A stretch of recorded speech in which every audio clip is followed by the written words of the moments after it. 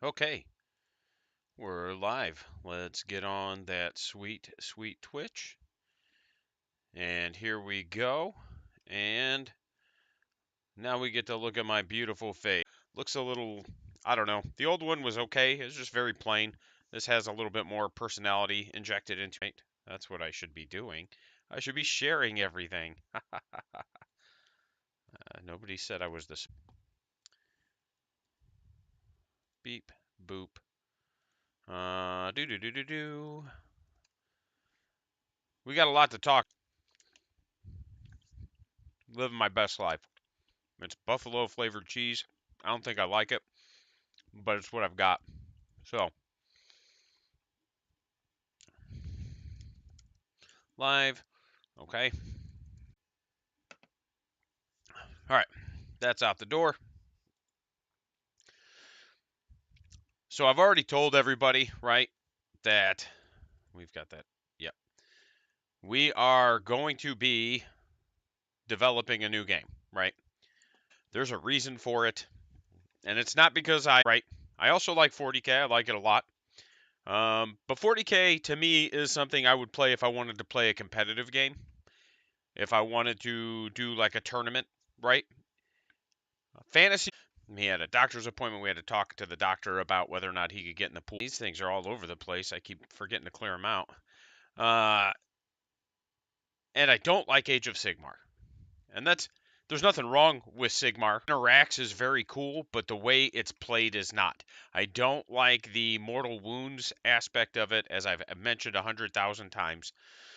Um, it's my least favorite mechanic in 40K with hits auto wounding ranking up there solved into Sigmar because in the later stages of fantasy it became too unwieldy. It was too big. There were too many minis in order to play, and the game was very difficult. And as a person who played fantasy, I can attest to that. It was a very difficult game. There was a lot going on. I'm sure I messed up rules. I was a lot younger.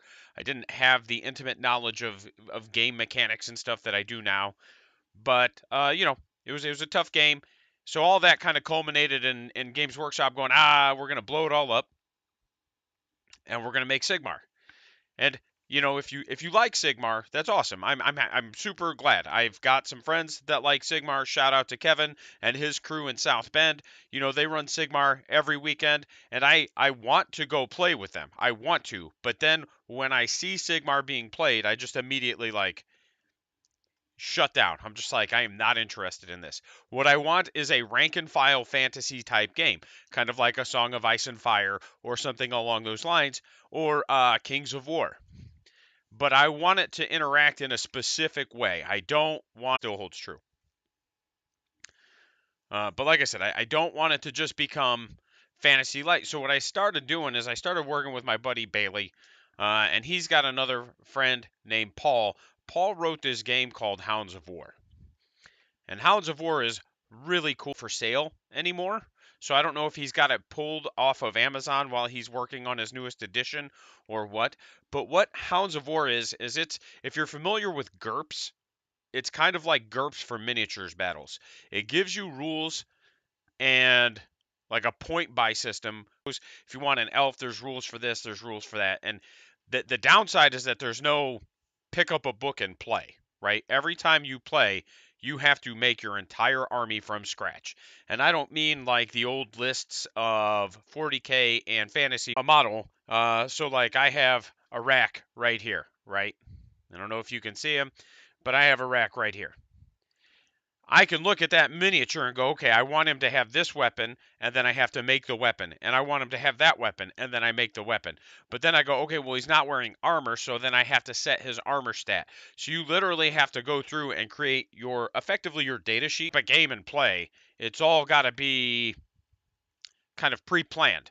So what I've been doing is I've been using his system, obviously with his permission, or I wouldn't be talking my own world to create my own game.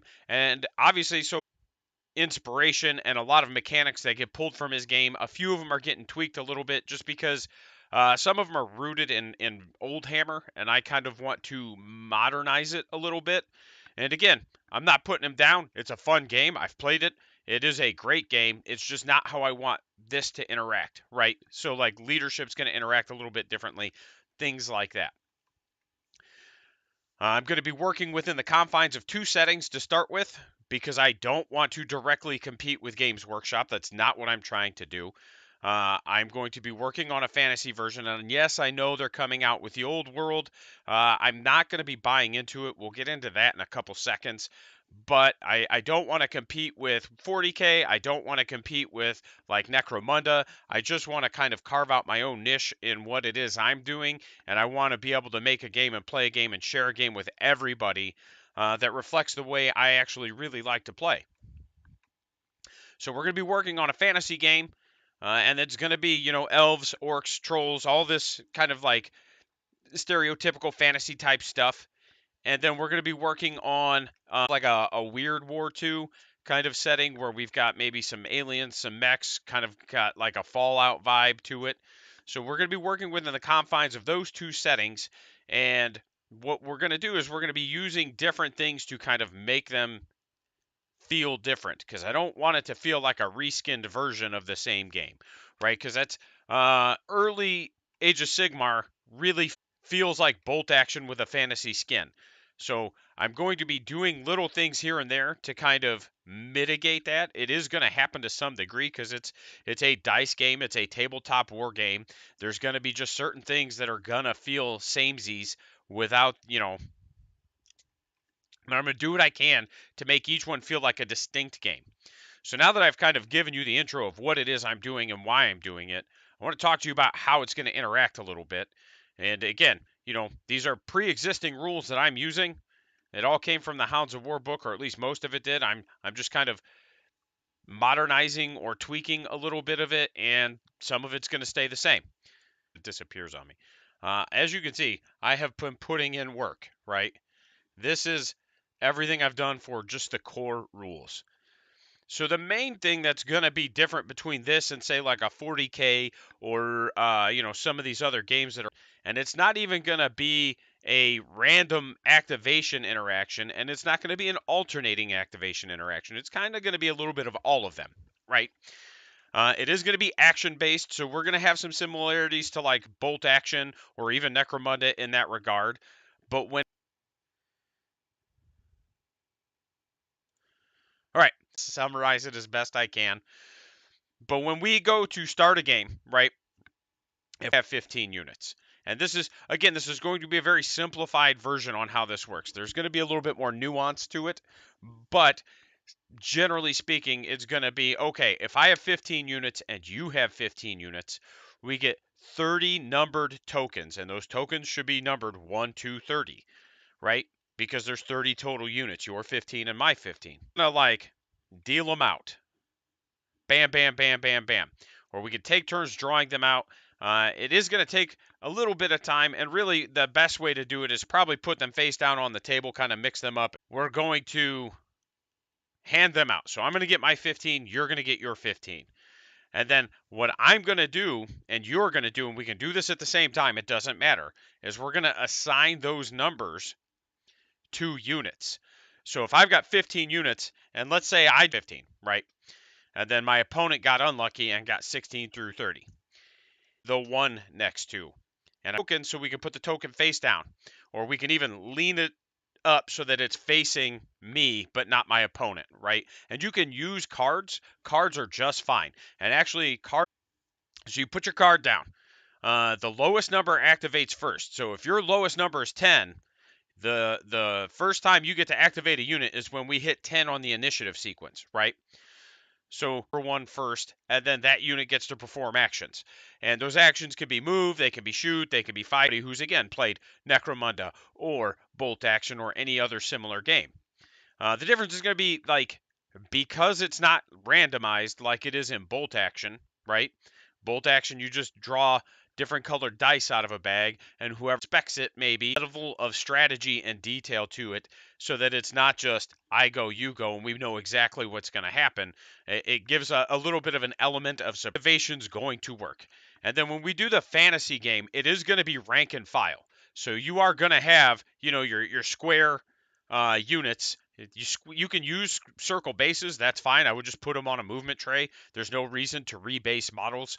Or you can use square bases. Is not going to matter a ton. What's going to matter is basically just the fact that like Warhammer Fantasy, like some of those formation-based games can be kind of a bear to maneuver because you have to measure wheels and all this stuff. And really, what I'm going to do is, in order to simplify it, rather than most realistic way to do it, no. But does it allow you? Excuse me. Does it allow you to play the game in a faster manner and sticks, right? And bend them at the. So that's my goal, is to create this game and have the rules be deep enough that it adds a lot of strategy and complexity. But the things that you're having to do constantly, like move and shoot, I want them to be simple enough that you're not having to take a lot of time to haggle and argue over how you move and shoot.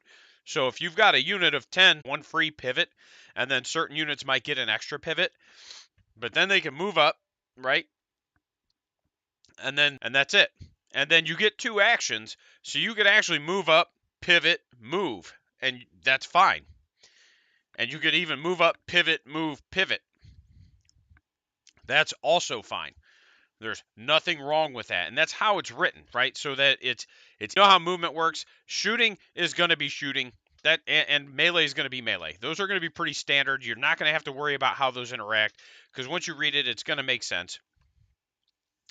It's going to be very much a, you know, only models that can be seen can be killed. You know, we're not going to. If only one guy's in line of sight, only one guy can die, regardless of how many bows are going into it, right? And that's kind of going back to some of the older concepts of wargaming rather than some of the newer ones where it's just like, oh, if I can see you, I can shoot you, and you take as many casualties as you take. You know, same with melee, only, right? Of models equal to the models in engagement range. So if I'm engaged with 5 models, I can only kill 5 models, right? And that's it. So again, we're not going to have like, well, here's my 10 guys, they get 75 attacks, and I'm just going to kill your whole unit. It's going to kind of be a little bit more of the older mechanics of you're only killing things that you're touching, you're only killing things that you can see, unless it has a rule that specifically says otherwise. And that's kind of how that portion of it is going to interact. There won't be pre-measuring, so you're going to have to declare what your DK allows for pre-measuring, right? We call it science fiction. It's really just a fantasy, right? But at the same time, there is a level of technology that exists in that game that makes sense. Trackers and scopes and all these other things. And even now, like as a human being who has shot multiple firearms, I can comfortably tell whether or not something's within like a good firing range for me, right? And I'm not an expert. I'm just a guy who was in the military and shot a lot of guns. You know, I'm just a guy who did this but is not an expert, you know what I mean? So having that kind of knowledge lets me know, okay, you know, it makes sense that with especially with a gun and a scope or like any kind of tracking, you know, target acquisition technology, pre-measuring's fine. When you come to fantasy, like it just there's a break. This is a game that is not predicated on being able to pre-measure. So that's kind of the fantasy in a nutshell. We will have wizards, we will have characters, we will have units. Largely, I don't think the characters are going to be. I don't think it's going to kind of tend to be a Hero Hammer game. I don't know. We know how they're working, and once we know we have an actual like fun playable game, then we'll kind of dive into whether or not we want Hero Hammer or whether or not we want actual like armies on the table, if that makes sense. So outside of that, you know, like I said, I am working on a World War II a World War II game, and the reason I'm working on that World War II game is, again, that's just a setting that I enjoy. I like bolt action. I like Conflict 47. The big differences between we may still omit pre-measuring in that one, so that you have to like guess your range for your artillery and mortars. We may just do that and keep that for the World War II one. The big difference is going to be how you can interact with the game. There's going to be some reactions that you can do. The World War II one's going to have different reactions. Your weapons are going to have a longer range, and that's going to help the games feel very different. Your melee isn't going to be as much melee. Not that it won't exist, but in a medieval setting, you've got a lot of swords, you've got a lot of knights, you've got a lot of melee. In a World War II setting, you got a lot of rifles, right? So the rifles are gonna be more important. The game's gonna be balanced a bit more around the rifles. Be how that's gonna interact. I am working on the settings as well. There's a group of us that are play testing. We're going to be running our first campaign. That campaign is going to kind of help us world build, flesh out the setting, and decide where we want to go with everything. And I'm really excited. It's going to be a lot of fun.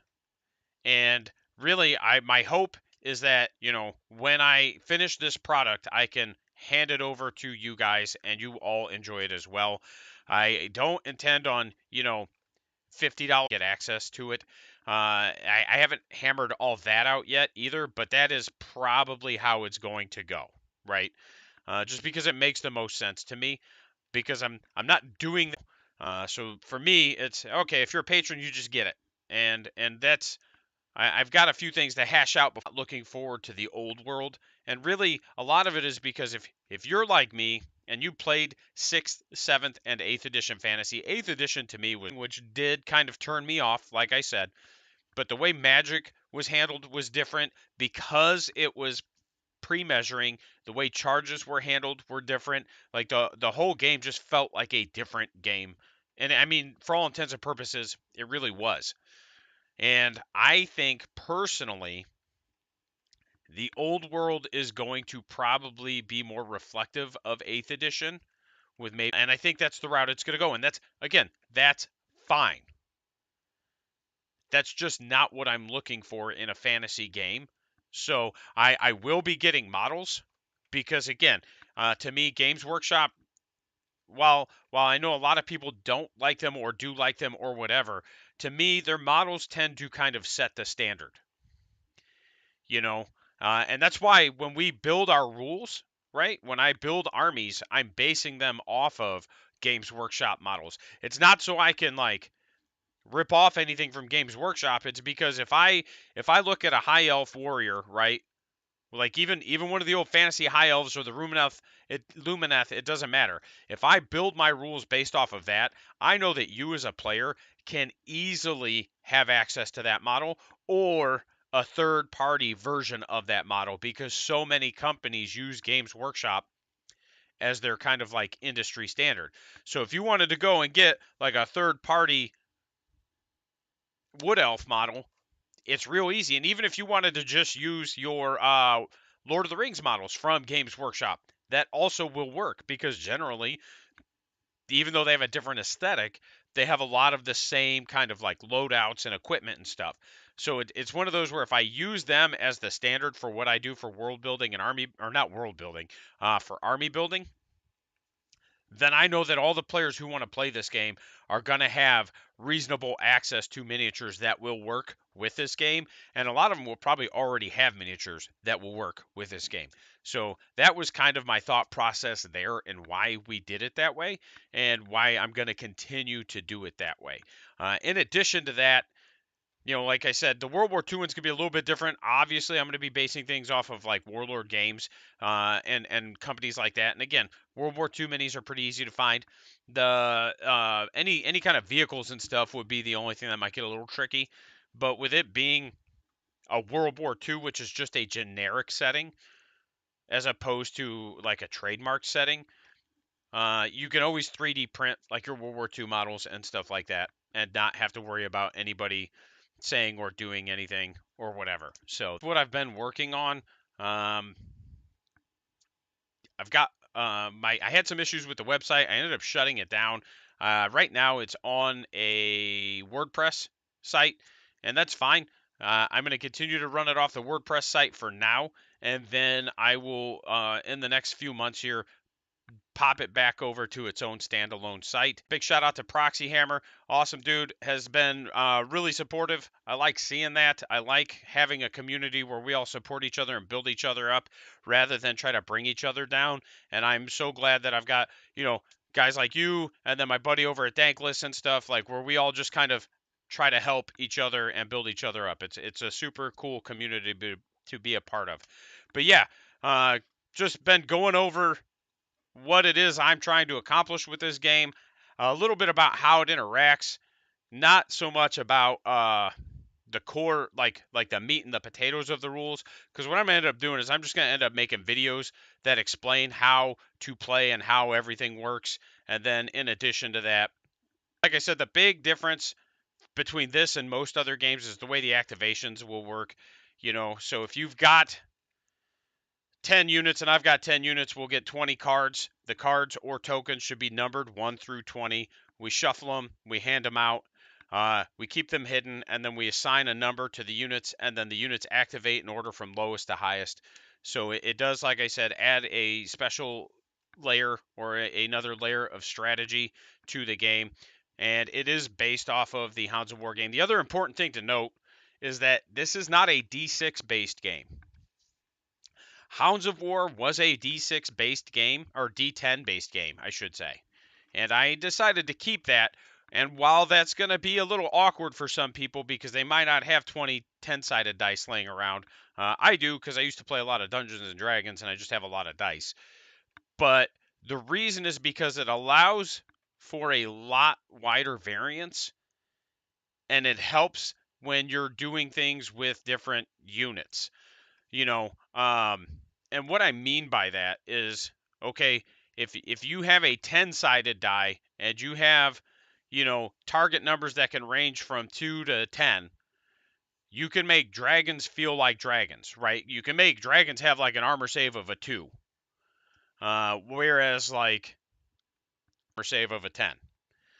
So it allows for more variance, which allows for a little bit neater and cleaner application. It allows for different weapons to interact in a different way.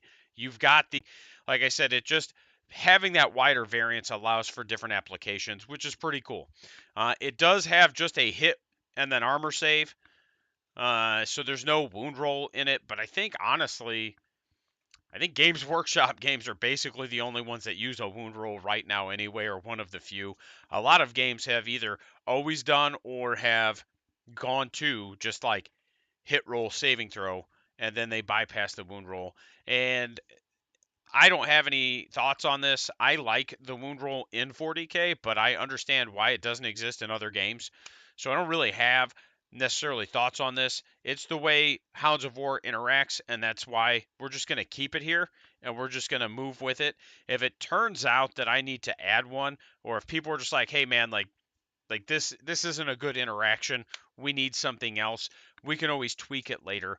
But ultimately I think it's going to go very well with everything else, right? Like I think if everybody understands what the interaction is right away and it's all broken down, I don't think it's going to create a lot of like tension or feels bads.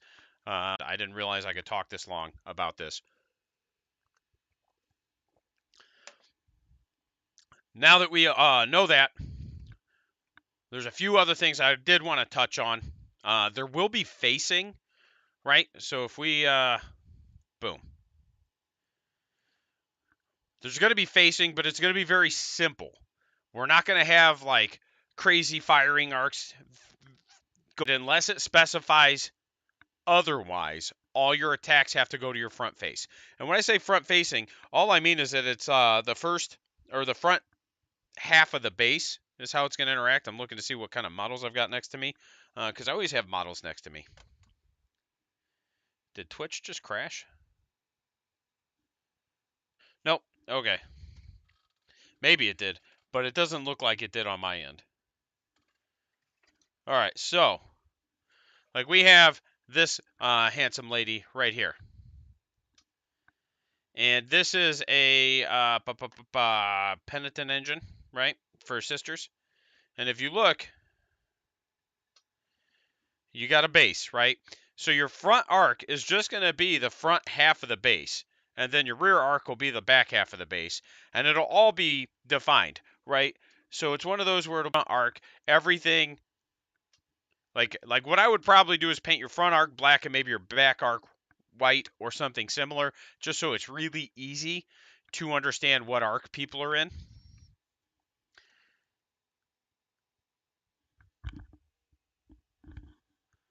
There is a dude weed eating or something outside, but it sounded horrific because it's like all muffled and crazy through my headphones, and it just sounded like some weird gasping. It was like, "Ugh!" So that's why I had to stop. Like that was it was a little odd, and I was not a fan. All right, so we've got like I said, so you're gonna front arc, and it's gonna be predicated on either the like if you're shooting the bow or the head. I don't care which, one or the other or either, right? But the idea, so one of the things that, and again, I don't want to keep drawing comparisons to like Games Workshop games, but because that is like the thing that most people are familiar with, I am going to always use it as a reference. There's something here. Okay. One of the things that I don't enjoy about 40K is that there is literally no in that game, and it drives me nuts. It drives me nuts because it's become accepted as the standard to like my boss pole on my knob, right? I have a boss pole on my knob, and if you can see just a smidgen of that over a wall from your boss pole on your knob, you can shoot me with your flamer, right? Like it's such a right. It does because it's a very gamey rule. Like, with my cannon. Like, I don't care that you're just going to get punished because you have a super cool model with a dynamic pose.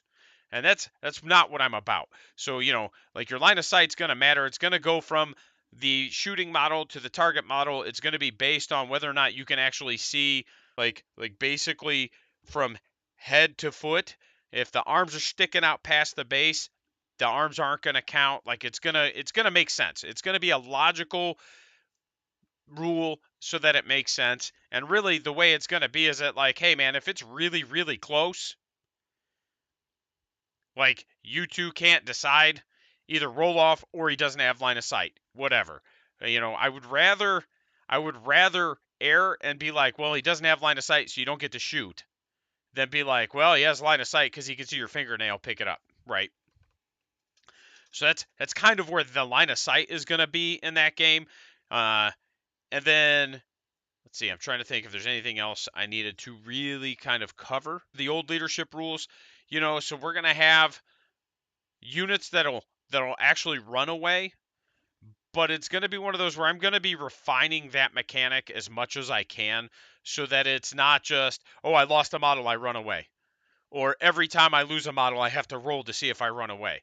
I don't want that. I don't want units to be like, oh my gosh, every time I get shot at, I'm running, and then I'm just not interacting with the game.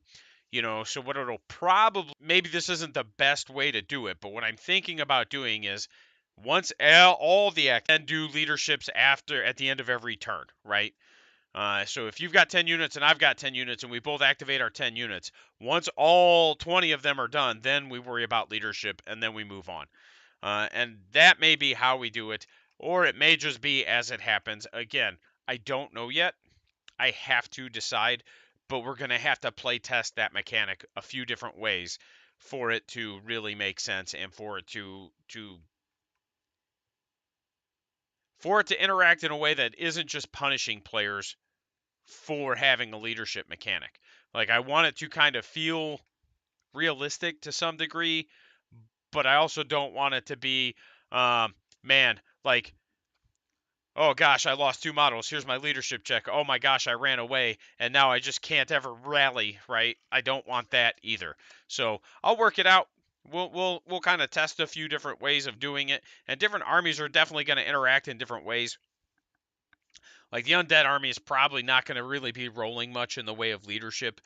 Um, and then things like goblins will probably have a little bit worse leadership, for example. Oh, the other thing with line of sight, your own models are actually going to block line of sight, and everything's going to have a size category. And again, this is just to kind of have things make a little bit more sense. So with that ranks of archers, the back ones aren't really going to be shooting unless they do it in a specific way, which will be covered in the rules. And then, having hills or high ground, right, will maybe, in addition to that, you know, things that are the same size category you can't shoot through, right? For example, if you've got a unit of infantry in front of you and then another unit of infantry in front of them, you're not going to shoot straight through your people to get to their people. Like, not that you theoretically couldn't, especially with a bow, but that it's just one of those where we're going to be working with the rules to kind of have them make a little bit more sense. Whereas, like we're not just shooting through our own units in order to cause enemy casualties. And then if it's a size category larger, then you get to see it. And cavalry is size category 2, then you could shoot at a cavalry that's on the other side of an infantry unit. Or if there's a dragon that's size category 3, you could shoot on at the dragon. But the reverse is also true. So, like, cavalry archers would be able to shoot you. And so, like, dragons would be able to breathe their fire at you as well. So, do obviously, because we're looking right at it, I do have some of those rules written out. They are getting tested very soon. The biggest issue right now is getting the armies together, right? That's been the biggest issue because I've spent so much time just crafting this game, the rules and getting it together. I don't have models that all I have right now are 40K models because of the fire, and they're just too big, right? They're just too big. The bases are too big. Everything would be weird. And not that I couldn't proxy them just to test it. I absolutely could. It's just that for the most part, everything's going to be really clunky and really hard to kind of adequately test it until I can get, you know, a little bit more of a smaller based army.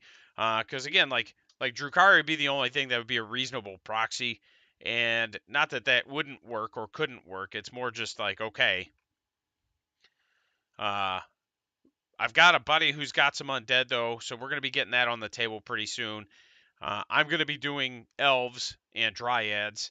And then we've got another buddy who's got like some dwarves. So he's going to be doing some dwarves. And like I said, we're going to start off with a campaign, kind of run through it, see how everything interacts. And again, the focus of this isn't competitive play. The focus of this is to just like that beer and pretzels game, right? Like roll some dice, have some fun. If you want to tell a great story with it, do your thing. I'm going to be working on different campaigns for it, stuff like that. So outside of that, I think I've talked about it as much as I really want to right now. Um, we will be doing, like I said, some videos once we get the playtesting done and we can finalize some of these rules. I will be doing some how-to videos, and then I will be putting the rules up for people to be able to access here. Hopefully by the end of the year is my goal, and I know that's like kind of a long time, but I want to make sure that once I give the rules, like once we get the rules out, I want to make sure that it is a game that works. I want to make sure that I'm not having to rewrite the whole rule book because I didn't test it. I want to make sure that once it's in your hands, you can read it, you can go, and everything's good. So, again, thanks for watching. Thanks for hanging out with me. Thanks for listening while I talk about it. You guys have been great. Um, again, some other things that I need to talk about are there? I don't think there are. So I think we're ready to just rock and roll on this one, and we'll see everybody probably Friday. We're going to be looking at what's on Warhammer Community and going with that. All right, my man. You have a great day at work, and like I said, I'll be doing a video on Friday. Hopefully Warcom's got something. I know they got Warhammer Fest going on this weekend, so hopefully we get some more 10th edition reveals and releases. That would be pretty cool. So have a good one.